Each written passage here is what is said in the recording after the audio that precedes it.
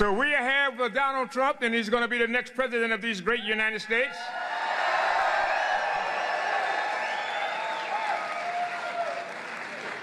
Because on the battleship USS Iowa, he told their people in Los Angeles, and the word went out around the world, we're going to create a whole new system.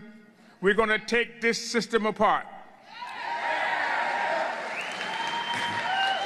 That means the left outs, the white woman and the people of color, is going to be included. It's inclusivism. And he's going to fight for the rights of all the people, one land, indivisible, with liberty and justice for all. I say this to you with great heart and joy because he's like the founding fathers. It has not been a consensus of public opinion in the rejection of a form of government since the time that the 13 colonies came together to separate from England with their founding fathers. The people are angry. The people are disgusted. The people feel like they have been betrayed by the elected officials. And the enjoyment that they find in a guy with the intestinal fortitude, the steadfastness. The matter of fact is, in telling the truth and telling it like it is a young man that's the spirit of America, Donald J. Trump.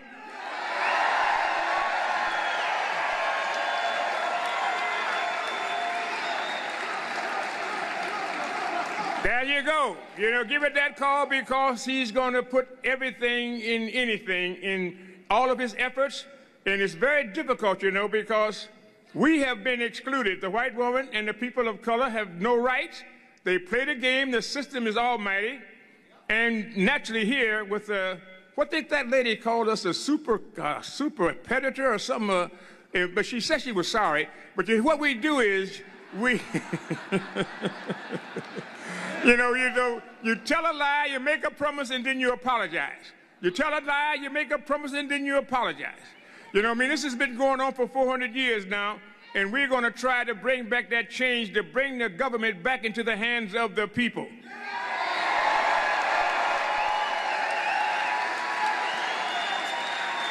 So we're going to be, to all the people of color here, you know, the 1994 bill that puts the mass incarceration and being able to tell the white woman they're fighting for their rights, but yet you can't get equal pay, you can't get the respect that is due to 50% of the population. You know what I mean? And they got to be able to still be fighting for their pay and the right to be able to speak about their own body, to have any rights, no rights, the unalienable rights of God-given rights of life, liberty, and the pursuit of happiness is being denied. You must recognize that Trump is a spirit. He's the spirit of America that says, yes, I can, when everyone says, no, you can't.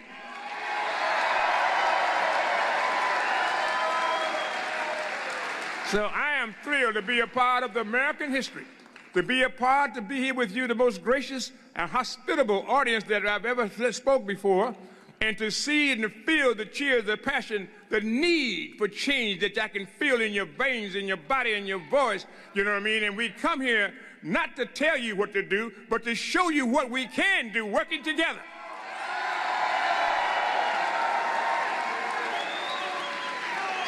So I'm just delighted. I'm thrilled beyond recognition and depiction. I can't describe the feeling, but I got a young man that's coming behind me, a man that is standing up. I'm like a John the Baptist, a voice crying in the wilderness, one that's coming greater than I.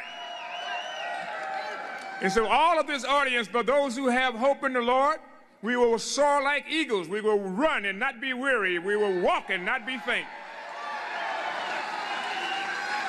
The time has come for this nation to fulfill its promise.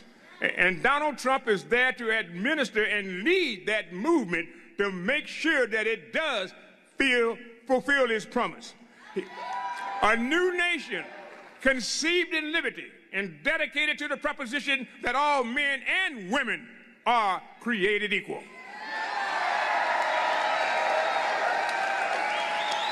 So I say, without further ado, I'm going to bring the dynamic governor from Indiana, Governor Pence, who's going to be the vice president to this inimitable and I just get so excited, this takes my breath away, you know, to this great leader that we have standing in the background here that will be coming out to see you and address you and to tell you and let you feel what he feels and he feels what you feel, and together it's going to be a dynamism that can't be stopped. We're on the move and there's no stopping us now. Trump time. What time is it? Trump time. What time is it? Trump time. What time is it? Trump time. Without further ado, meet the dynamic governor from Indiana. Hey, Mr. Prince, come on. Ladies and gentlemen, please welcome the next Vice President of the United States, Governor Mike Pence.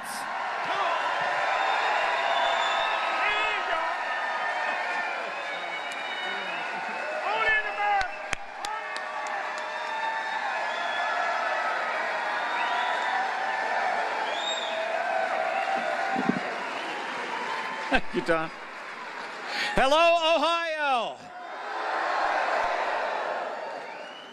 Thank you for that warm Buckeye State welcome. I'm Mike Pence. Just 2 months ago, I had the privilege with my wife at my side to accept my party's nomination to run and serve as the next Vice President of the United States of America.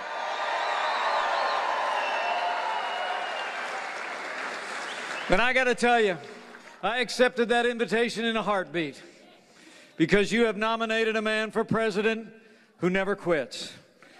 He's a fighter. He's a builder. And until very recently, it seemed like he was out there fighting all on his own. But now this movement is coming together. This party is coming together. Ohio is coming together. And we're going to make Donald Trump the next president of the United States of America. Just 47 days away from when this good man begins his journey to the Oval Office and to bring America back. You know, Donald Trump has a plan. He has a plan that millions of Americans are embracing each and every day. It's a plan to put America back to work again, to make sure this economy that's been stifled under the weight of the policies of Barack Obama and Hillary Clinton is let loose with more freedom, less taxes, less regulation, and repeal Obamacare lock, stock, and barrel. Donald Trump will rebuild our military, restore the arsenal of democracy, and ensure that we stand with our allies and stand up to and defeat those who threaten our freedom and threaten our people. Donald Trump will stand strong with those who wear the uniform of law enforcement on the thin blue line all across Ohio and all across America. Donald Trump will end illegal immigration once and for all, enforce the laws of this nation for the people of this nation, and he will make appointments to the Supreme Court of the United States of America that will uphold our Constitution and all our God-given liberties. And I'm happy to tell you, Donald Trump is in the building. In just a moment, you're going to hear directly from him.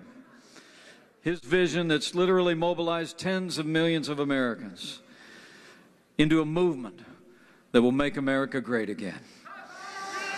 People all across this country see what you and I see more and more every day. They see that in Donald Trump is a man who actually embodies the spirit of America. Strong, freedom-loving, independent, optimistic, and willing to fight for what he believes in, and he's going to fight for the American people every day, all the way to the White House. So let me say to all of you, here in Ohio, a state that always looms large in our national elections, and particularly so this year, for the sake of our security, for the sake of our prosperity, For the sake of our Supreme Court and our Constitution, and for the sake of ensuring that the highest standards of integrity are in the highest office in the land, Ohio, we ask you today to decide that we will not rest, we will not relent until we make Donald Trump the 45th President of the United States of America.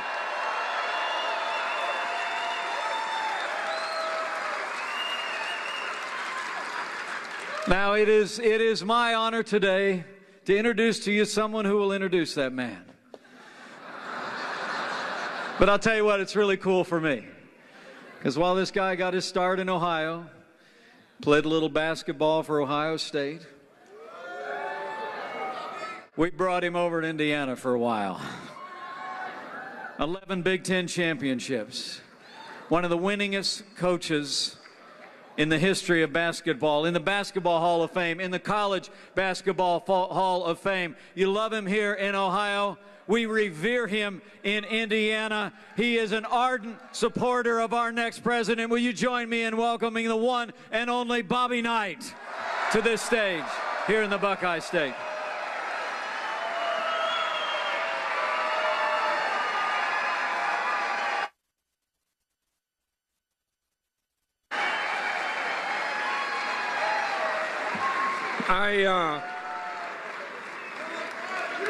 I don't dress as well as politicians dress, but I want you to know, and it's for all of you folks, I wore my red, white, and blue shirt for you today. And I think that when you leave, I hope you all go out and buy a red, white, and blue shirt, because it's indicative of your love for the greatest country in the world, the United States. And I want to say just a moment about Donald Trump. Donald Trump is national. He's international. He's not just an American, he's a world figure. He's known all over the world. Donald Trump put a lot of businesses together. United States, around the world, a lot of businesses. Created a lot of jobs, thousands of jobs for people around the world. And there's something, when I coached, we had to do two things. We had to have good players, and we had to solve problems. We had to figure out how to beat the press. We had to figure out how to beat the zone defense. We had to do a lot of things. There's nobody that I've met in my lifetime that has a better grasp of how to correct mistakes and how to look at what's wrong and how to correct what's wrong and how to get it going right. And I think that is the most important thing that can be brought to the next president of the United States. And there's nobody who has a better background in correcting things that are going wrong and getting things going in the right direction and developing those things. The best person ever has been Donald Trump.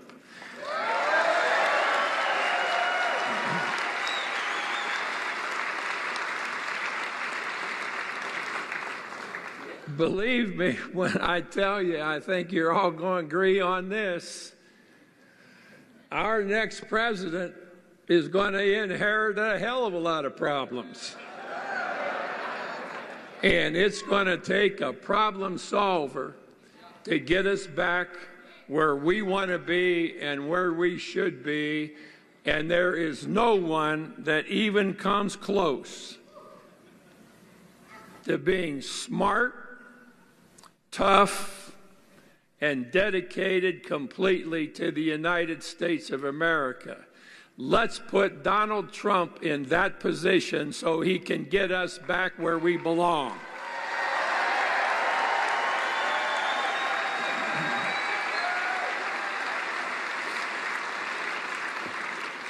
This guy is going to have to deal with a lot of things.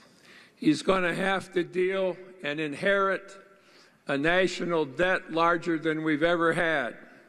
He's going to have to deal with immigration problems and on and on.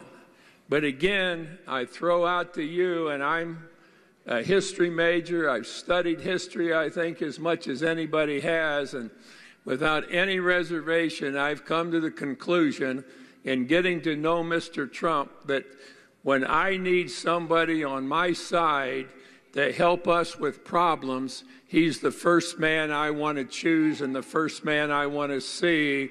And I think if we vote for Donald Trump, we are going to get started off in the next presidency far and away better than we could hope to be. So I hope you folks will come with me and walk the walk and walk the step with Donald Trump and let him take care of what the presidency is all about. Thank you very much.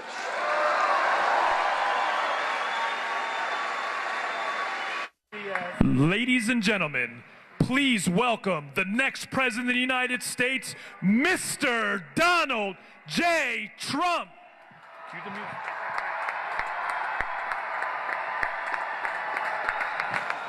Great race, Coach. There you go.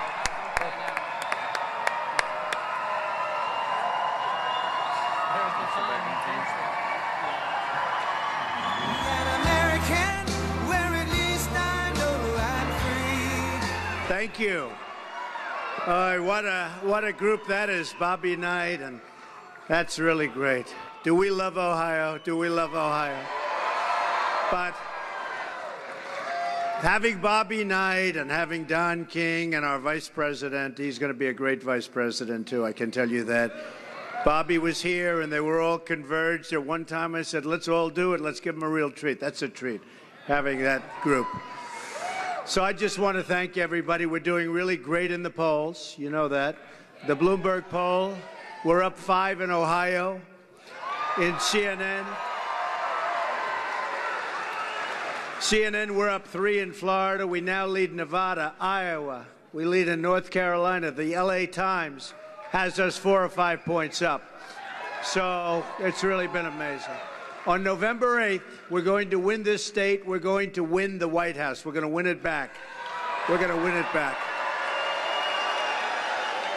This is a movement, and we're taking our country back for the people. We're taking it back. It's been a long time. As I travel the country, the crowds get bigger and the enthusiasm grows. Thousands of people outside, they just left because they figure we can't get in unless somebody wants. Would anybody like to give up their seat? No? I thought you were going to say that. But there's so much love in the rooms. The Washington insiders, they're panicking. They are very concerned. They're looking at what's going on with the polls, and they're saying, what's happening? This wasn't supposed to happen. It wasn't supposed to happen in the primaries, and this wasn't supposed to happen, but it's happening, and I think we're going to bring it all the way. We are going to replace our failed and corrupt establishment with a new government that serves you, your family, the country. You're going to be happy. The change is going to begin right away. The key is November 8th. If you can get in there a little early, that's okay too. November 8th. My economic agenda can be summed up in 3 very beautiful words: jobs, jobs, jobs. We have to bring our jobs back. On my first day in office, I'm going to order a review of every single regulation and executive order issued by President Obama. All job-killing regulations and all illegal executive orders will be immediately terminated. Excessive regulation costs our economy $2 trillion a year. You believe that? $2 trillion a year. I want to put that money back into the pockets of the American people where it belongs. I am going to direct the Department of Commerce to identify every single violation of our trading rules by our foreign competitors, who, in many cases, cheat. We will apply every lawful remedy to end these trade abuses once and for all. We have no choice. We're going to end them. Trade will be fair and reciprocal, and products will be made in America and sold all around the world like we used to do it, you know, when we were smart. We're going to pass one of the biggest and boldest tax reforms and tax reductions in American history. It's going to include a 15% tax rate for all businesses, small and large, making our country a magnet for new jobs. That's 15% down from 35%. Income taxes will be cut dramatically for the workers. And I mean the really hard workers. You're paying too much tax, folks. Everybody knows it. So for the workers, the middle class, families, everybody, we're having a major tax reductions. And I will tell you, Ivanka Trump wants child care taken care of, and we're going to do that, okay? Also, on my first day, I'm going to ask Congress to immediately send me a bill to repeal and replace Obamacare.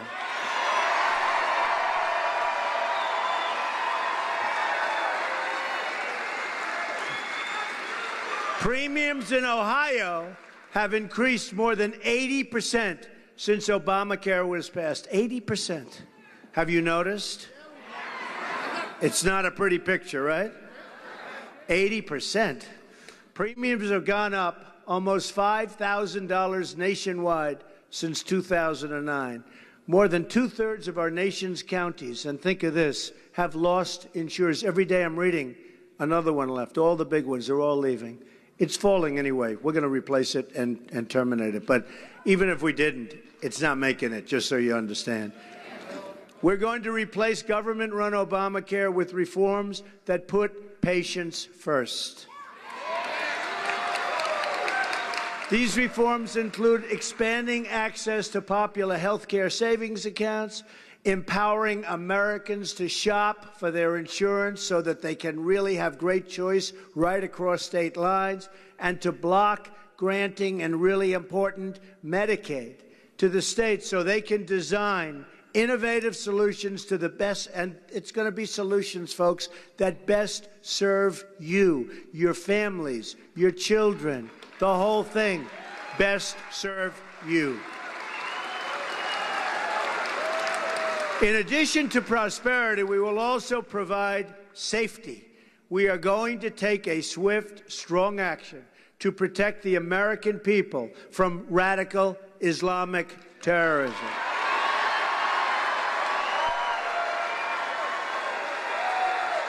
In recent days, terrorists have attacked in New York City, New Jersey, and Minnesota. And it's going to get worse. It's going to get worse. If Hillary is president, it would be a disaster. If Trump is president, you will be very, very happy. No.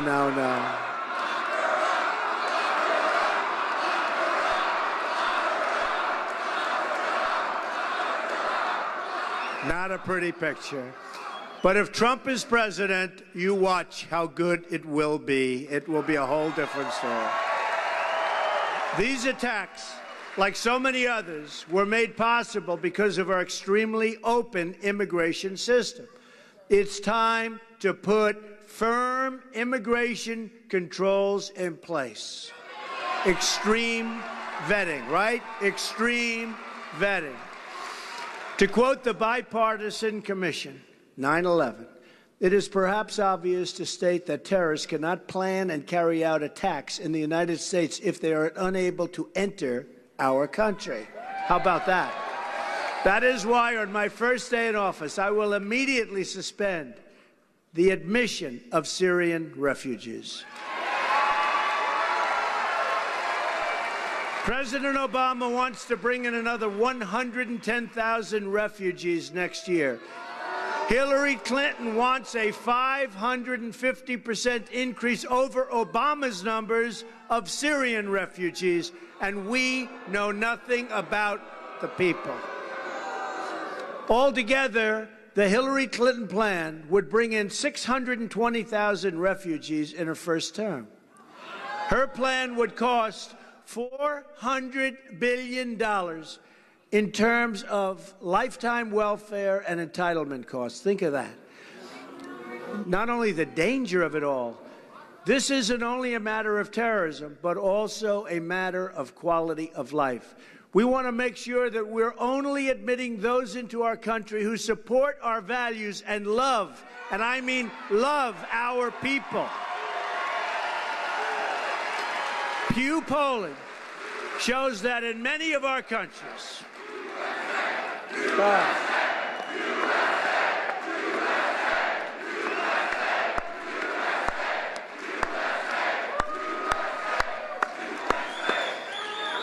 by the way, Governor Pence, just come here for a second, will you? I see him standing backstage. This was one of my really great decisions right here. This guy is a winner.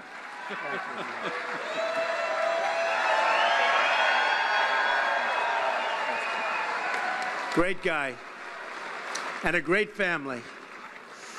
Pew polling shows that in many of the countries from which we draw large numbers of immigrants, extreme views about religion are commonplace. For instance, according to Pew, a majority in Afghanistan and Pakistan say honor killings of women are often or sometimes justified. A majority in these countries also support the death penalty for those who leave the faith. We've admitted tens of thousands from these countries in the last few years with no effective screening plan in place. We have no idea who we're letting in. We have no idea. You see what's happening. In fact, Hillary Clinton, as Secretary of State, admitted multiple refugees who were later charged with terrorism-related activities, bad ones. The State Department administers the refugee program. Hillary had the chance to put the needed protections in place, and she didn't do it. And now she's running. She's going to be so tough. She's going to be so tough. Not going to be tough.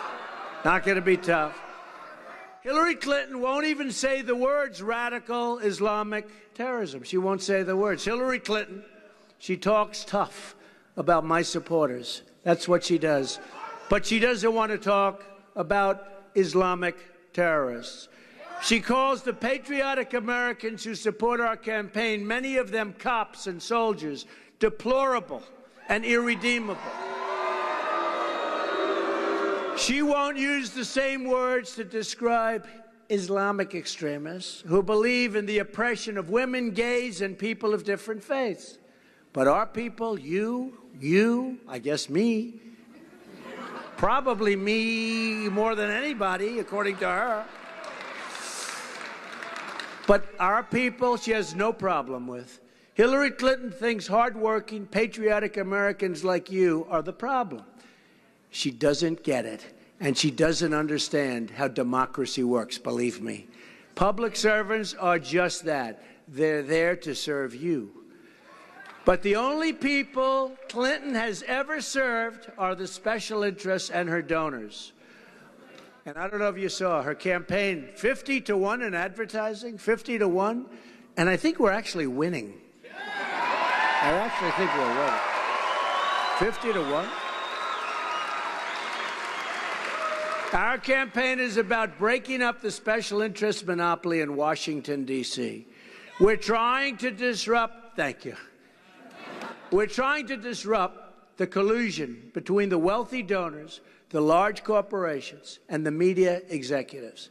They're all part of the same political establishment. They go to the same restaurants. They attend the same conferences. They have the same friends and connections. They all support the same ideology of globalism that makes them rich while shipping your jobs, your factories, and your wealth all the way out to other countries. I am not running to be president of the world. I'm running to be president of the United States, and that's what we're going to take care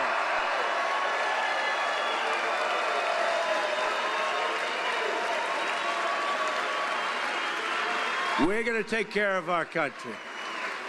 Wow, look at all the people up there. It's a big balcony. Hello, balcony.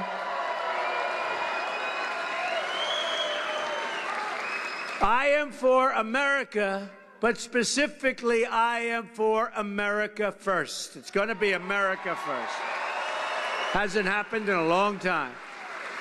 Together, we will rebuild this country beyond our greatest dreams. That rebuilding begins with American manufacturing.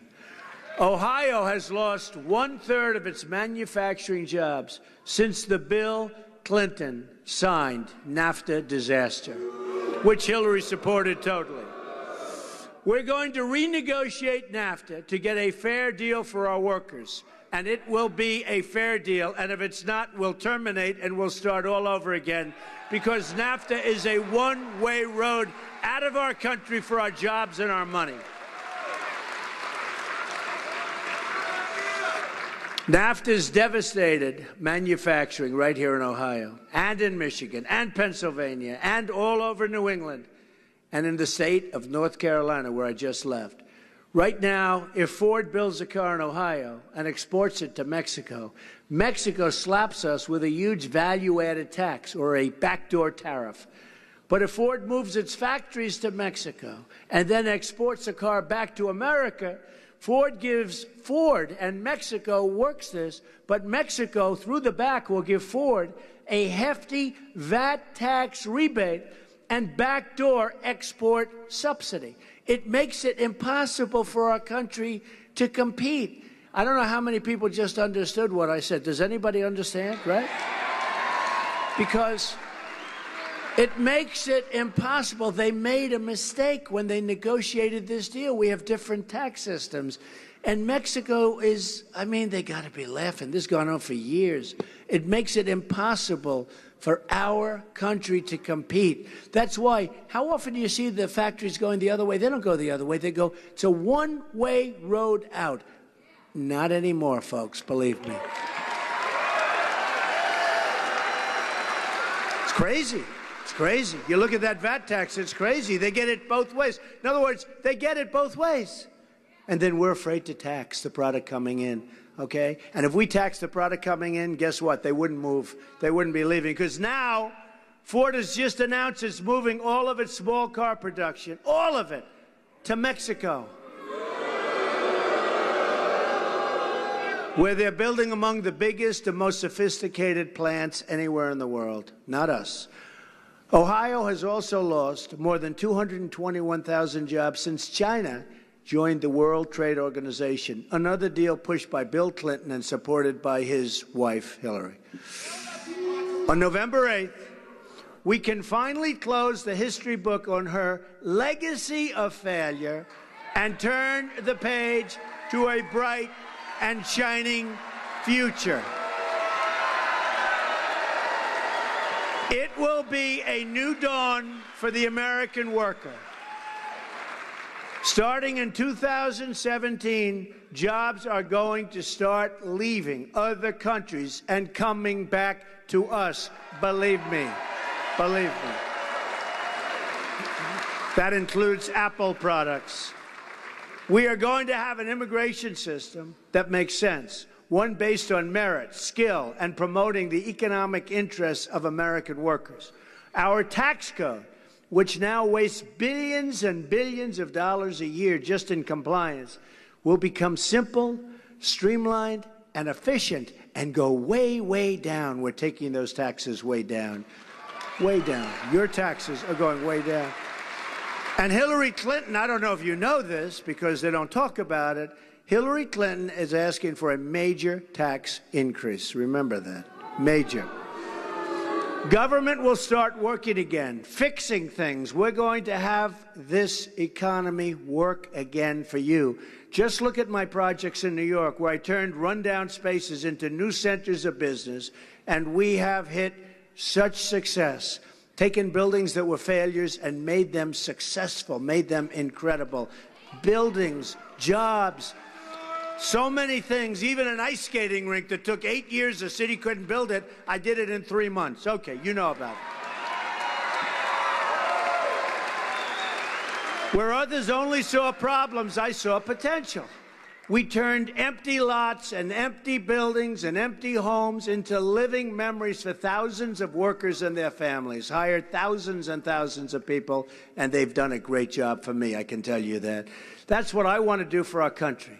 I want to go into the neglected neighborhoods, the failing schools, the forgotten stretches of this nation, of which there are many, and unlock their potential for all of our people. I've made a living for years looking for unused spaces and imagining what could be. Politicians look at blighted neighborhoods and offer only excuses. They look for one thing. They look for the votes of people living in the inner cities. And then they say, we'll see you later in 4 years after the election takes place. I look at the same neighborhoods and I want to offer solutions, and I have offered solutions. And all you have to do is look at what's happening with the poll numbers with African Americans and with Hispanics. They are really going up big league because they get it. We spend so much time thinking about how things used to be. We've stopped thinking about how great things could be. All we have to do